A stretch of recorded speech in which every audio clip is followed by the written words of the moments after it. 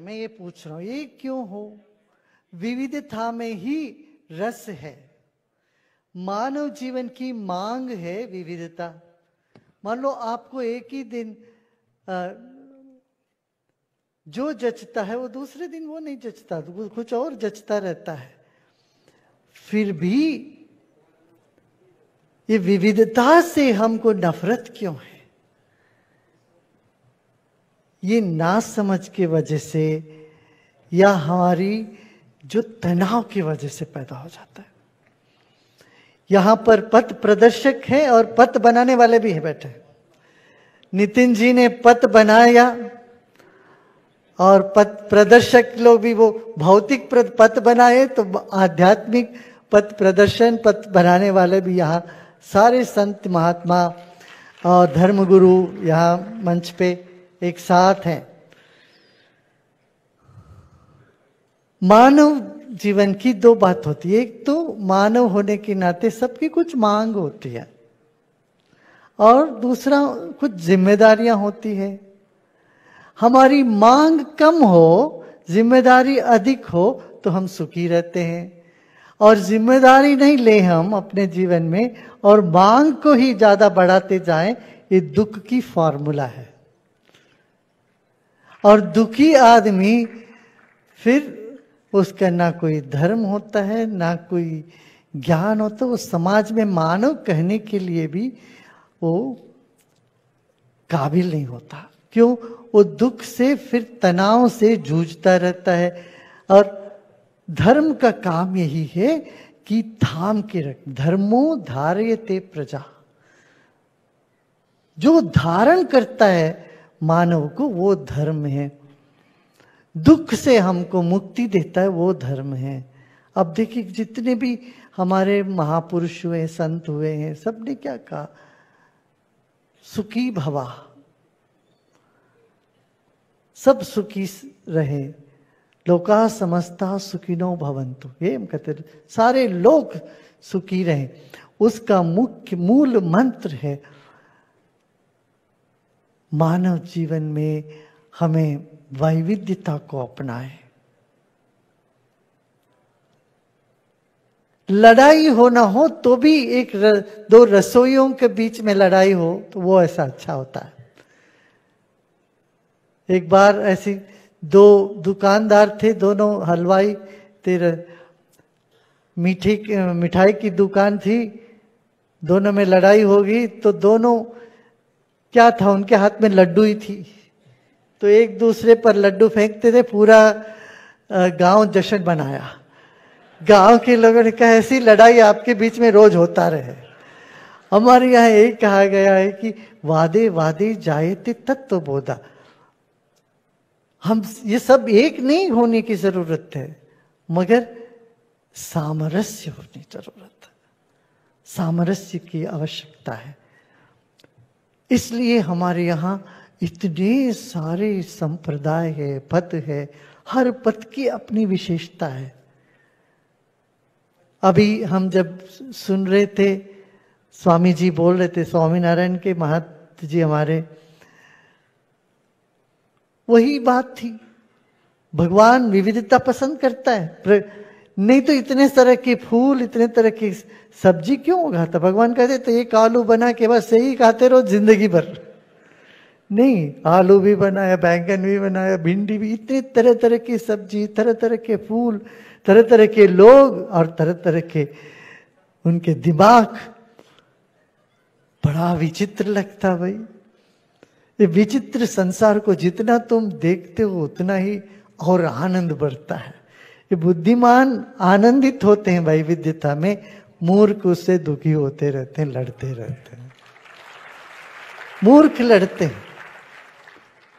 भगवान बुद्ध तो एक हुए, आज 32 अलग अलग बुद्धिज्म की शाखाएं हैं। ऐसे जीसस क्राइस्ट एक हुए थे, मगर आज 72 ब्रांचेस, 72 सेक्ट्स है क्रिश्चियनिटी में। इस्लाम में भी ऐसे, और हिंदुइज्म में तो अनगिनती है। हम तो सबसे पुराने धर्म यहाँ होते हुए भी इतने सारे संप्रदाय है, मत मतांतर इसमें, ये सब मत संप्रदाय वगैरह है, और इन सब का होना ही खूबी है। भारत की यही विशेषता है, और एक एक संप्रदाय दुनिया के एक अनमोल रत्न है। इसलिए इन सबको हम साथ में लेके चले, इन सब का सम्मान करें। ये ना सोचें कि खिचड़ी बनाएंगे सब पर मिला कि एक ही होना चाहिए, नहीं, अलग अलग होनी चाहिए। एक ही भोजन में आप रायता भी लेते हो, खीर भी लेते हो, सबका अपना अपना स्वाद होता है। वो ये सब मिला के कुछ पीने की चेष्टा करोगे, एक गलत होगा। और कोई भी ये कहेगा हमारे भगवान तुमसे बेहतर है या इसी से मोक्ष मिलेगा, बोलोगे गलत है। ये जो डिसहार्मोनी क्रिएट करने की ये जो चालाकी है, वो यही कुछ लोग ये बोलते हैं तुम सिर्फ हमारे धर्म पे आओ, हमारी पथ पर आओ, तभी तुम सुख पाओगे, मुक्ति पाओगे। ऐसी बातों को यहाँ जितने भी महान भाव बैठे थे सबने उसको खंडन किया है, बोला कि ऐसे नहीं होना चाहिए। तो वैविध्यता में रस है, और मानव जीवन रस के लिए है। क्यों? ईश्वर रस रूपी है। भाई आप सब माता पिता हैं, बहुत से लोग यहाँ जो बैठे हैं, आप कैसे देखना चाहते हैं अपने बच्चों को? हंसते खेलते गाते नाचते खेलना चाहते हैं, तो बड़ा सीरियस होके रहना चाहते हैं? हम देखना चाहते हैं अपने बच्चे खुश रहे, खिले रहे, खेलते रहे, प्रसन्न रहे। अब हम क्या कर दिए, सारे मंदिरों में, मठों में, धर्म स्थान में जाते लोग इतने सीरियस हो जाते हैं भाई, और जितना गंभीर चेहरा रखते हैं, लगते हैं ये बहुत ज्यादा धर्मात्मा होंगे। ऐसा नहीं होना चाहिए, जहां प्रसन्नता झलके। अब देखो नितिन जी को जब भी हमने देखा प्रसन्न रहते हैं, इनका चेहरा इतने काम होने के बाद खुशी से भरा हुआ रहता, प्रसन्न रहते। ये प्रसन्नता ही धर्म का लक्षण है। हमारे लोकेश मुनि जी देखिए, जहां भी जाते हैं बिंदास हो, हंसते रहते हैं, खुश रहते हैं। हमारे सब आप यही देखो, धार्मिक व्यक्ति में खुशी उमड़ती है, प्रेम की लहर उठता है उससे। जहां प्रेम होता है वहां परमेश्वर है, जहां प्रसन्नता होती है वहां प्रसाद है। इस तरह से जीवन को सुंदर बनाएं हम। अध्यात्म वही है जो लोगों को जोड़ता है, सभी धर्मों को, सभी जाति के लोगों को ये जोड़ता है अध्यात्म। क्यों? हमारी मानव ऊर्जा से वो संबंधित रखता है। तो आप सब लोग बहुत, अभी तक तो बहुत हो गया, ज्यादा हो गए तो फिलॉसफी का भी इंडाइजेशन हो जाएगा जी, भाषण का भी इंडाइजेशन हो जाता है।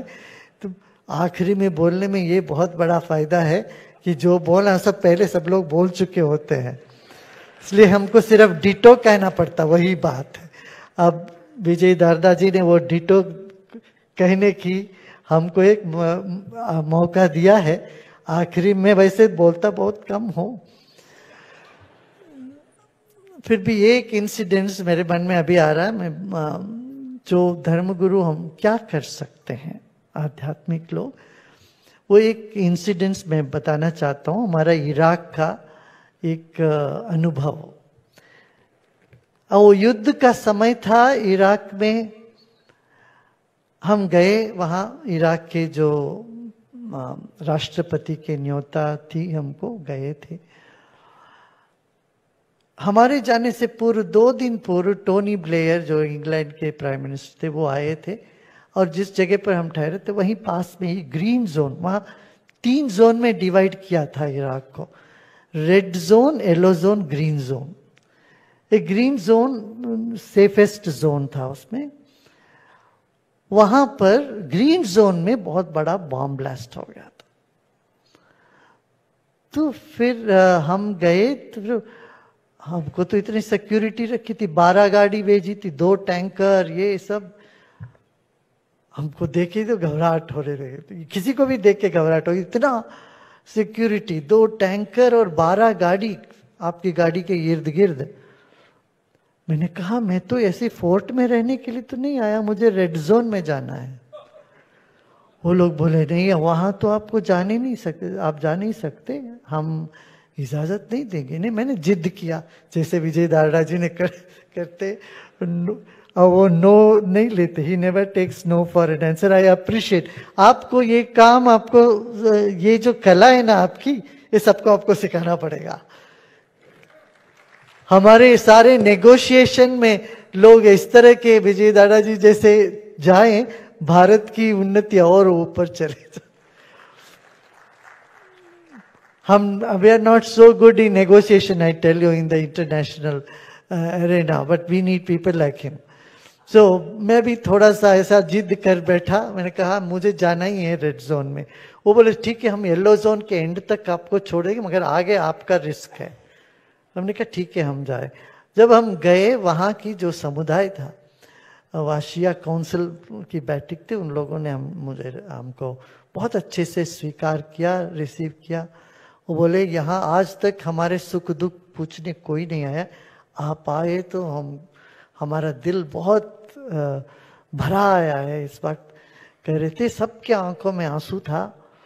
मैं उनकी सारी बात, वो ना हिंदी ना अंग्रेजी कुछ बोलते, ट्रांसलेटर के जरिए उनकी सारी बातें हमको सुननी पड़ी। बहुत दर्द से भरे हुए थे वो लोग। हमने कहा आपने मुझको इतना प्यार से बुलाया, मैं मगर कल एक और अतिथि को लेके आना चाहता हूं, आप दोबारा कल आऊंगा। तो दूसरे दिन मैंने दूसरे समुदाय जो इनके विरोधी है, उस समुदाय के 8000 फैमिलीज को वहां से इन लोगों ने भगा दी थी अपनी कॉलोनी से। मैं उस जो सेक्ट है इस्लाम के, उसके उनके मुखिया को लेके मेरे साथ लेके वहां गए हम। थोड़ी देर आर्ग्यूमेंट हुई, बातचीत हुई। देखो बीच में कोई ठंडा पानी फेरने वाले होते ना, हर आर्ग्यूमेंट्स, हर झगड़े झंझट शांत हो जाते हैं।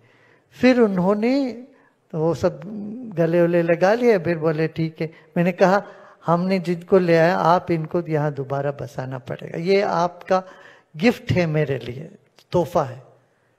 सो उन्होंने माना। फिर वो एक बड़ा एक टर्निंग पॉइंट हुआ इराक के हिस्ट्री में।